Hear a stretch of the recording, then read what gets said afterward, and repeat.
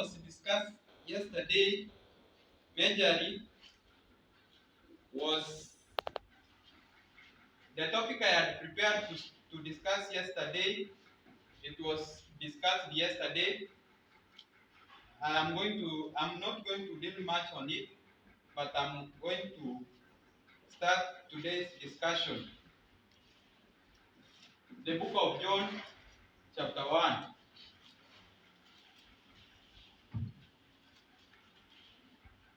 John chapter 1. Verses 1. Verses 1. The scripture says, Yes. in the beginning was the Word, and the Word was with God, and the Word was God. You see that in the beginning was the Word was with God, the Word was God. When you read Genesis chapter 1 verse 1, what does it say? In the beginning God created the heaven and the earth. How did God create the heaven and earth? Through the Word. See, no. He was just speaking, let there be light, and there was light. When we come to John chapter 1 verse 1, there was the Word. This same Word was with God, and the same Word was with God, and the same Word was God. You see, the context in John chapter 1, or let's say the context in John, there are some things which are being referred to the Old Testament. For example, chapter 1 verse 1, you start studying the origin of the word, you will find that it is God. And John chapter 1 verses 1 to 18, it talks about and the Bibles, zimeandikwa subtopics, the word became flesh. Sindio? The word became flesh. When you read John chapter 1 verses 19 to 28, it is the testimony of John the Baptist. And at this time, I want us to start moving slowly from John chapter 1 verses 19. John chapter 1 and verse 19. And this is the record of John when the Jews sent priests and Levites from Jerusalem to ask him, who art thou? Yeah. There are these people who are sent to ask John, who are you?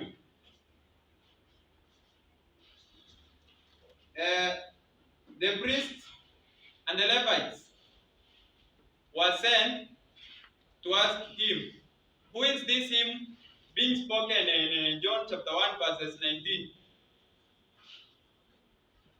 Who is that him?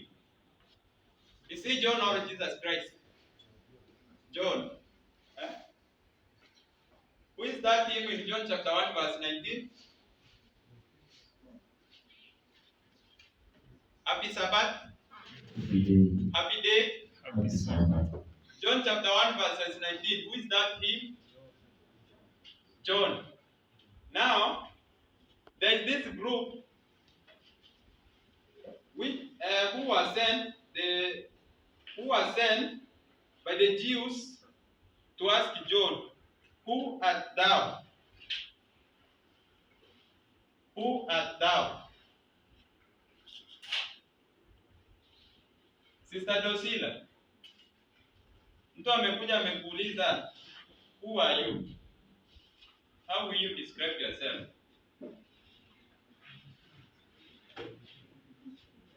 Who are you? Asked verse 20. And he confessed and denied not, but confessed, I am not the Christ. Why do you think John did not answer, I am John? Why did John did not answer this question directly by saying, I am John?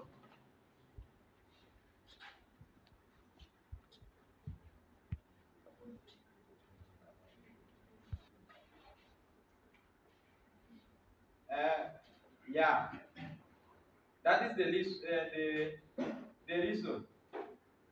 Now you see, John telling them, I am not the Christ. Verses 20, 21.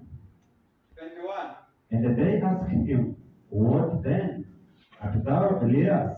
And he said, I am not. Art thou that prophet? And he answered, No. Yeah. They asked him, Are you Elias? No.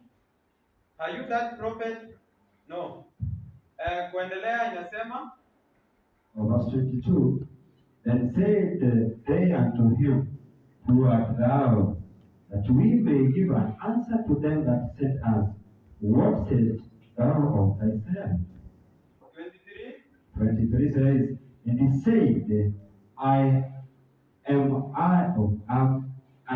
the voice of the one crying in the wilderness, make straight the way of the Lord. And he said, as said the prophet Isaiah. Yeah. The message, what John told them, is from the book of Isaiah chapter 40, verses 3. Isaiah 40 verse 3. The scripture says, The voice of him that cried in the wilderness, prepare ye the way of the Lord, make straight in the desert a highway for our God. Yeah.